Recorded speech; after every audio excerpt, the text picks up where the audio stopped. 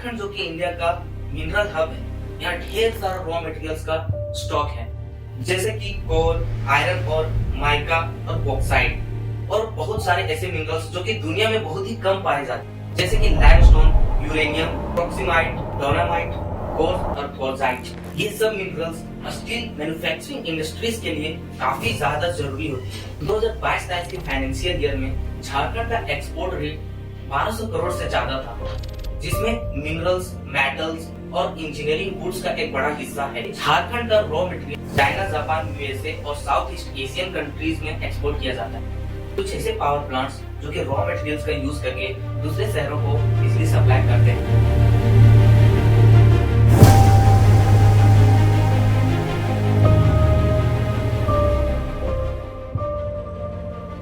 इनमें से Maithon power limited, जो कि टाटा पावर्स और दामोदर वैली कॉर्पोरेशन का ज्वाइंट वेंचर है।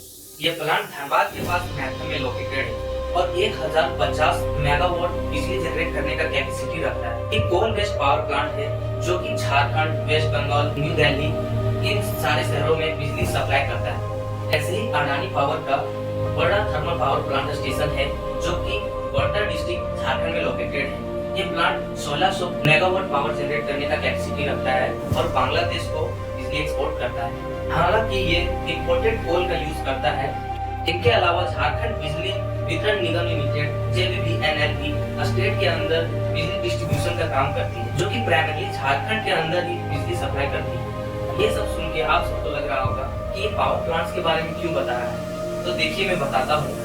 इतने सारे मिनरल्स और पावर प्लांट्स होते हुए भी झारखंड में सही तरीके से डेवलपमेंट नहीं है और न ही इलेक्ट्रिसिटी का कोई सही अरेंजमेंट है। यहाँ के शहरों में तो बिजली ठीक ठाक होती है, लेकिन अगर आप ग्राउंड लेवल पे जाके देखते हैं तब आपको पता चलेगा यहाँ के गांव में न सही तरह का एजुकेशन का कोई अरेंजमेंट है, न ही सही तरह की कोई डेवलपमेंट है और गांव में इलेक्ट्रिसिटी को लेके बहुत बड़ा इशू है। बिजली सिर्फ कुछ ही घंटे होती है, कभी कभी तो दिन और रात नहीं होती। ये सब वजह से बच्चों की पढ़ाई में भी इफेक्ट पड़ता है। चलिए इस वीडियो में हम लोग जानते हैं, जहाँ के जमीन में इतने सारे रॉ मटेरियल्स और एनर्जी भरा हुआ है, वहाँ पे इलेक्ट्रिसिटी और डेवलपमेंट को लेके इतना बड़ा इशू कैसे है। यहाँ के जमीन में नेचुरल रिसोर्सेज का ढेर है। देश के 40% कोयला सप्लाई, 30% आयरन ओर और 25% कॉपर का हिस्सा झारखंड से आता है। इस स्टेट ने देश के लिए इंडस्ट्रियल रेवोल्यूशन में एक बड़ा हिस्सा निभाया है, लेकिन ये पैराडॉक्स कैसे है?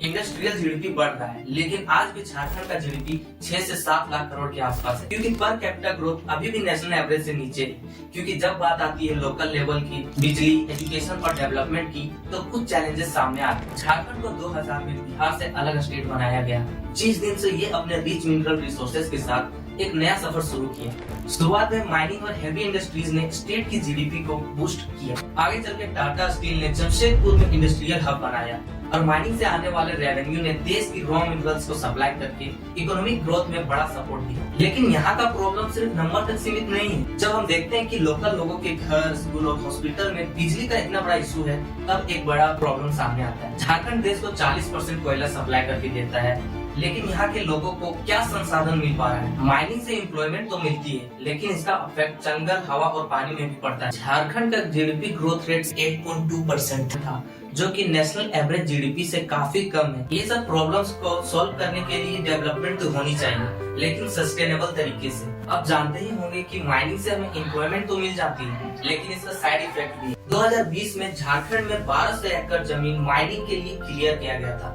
जो कि इकोसिस्टम के लिए खतरनाक है। एजुकेशन डेवलपमेंट का पहला कदम होता है, लेकिन यहाँ के बच्चे अभी भी स्कूल तक पहुँच नहीं पाते हैं। 2023 के डाटा के हिसाब से झारखंड का लिटरेसी रेट 67% है, जो कि नेशनल एवरेज 77% से काफी कम है। लेकिन ये सब प्रॉब्लम्स का सॉल्यूशन हो सकता है कि झारखंड में रिन्यूएबल एनर्जी के बड़े हिस्से में विंड एनर्जी, सोलर एनर्जी का प्रोडक्शन किया जाए। ये वो रास्ते हो सकते हैं जो न सिर्फ बिजली के प्रॉब्लम को ठीक कर सकता है, बल्कि एम्प्लॉयमेंट भी दे।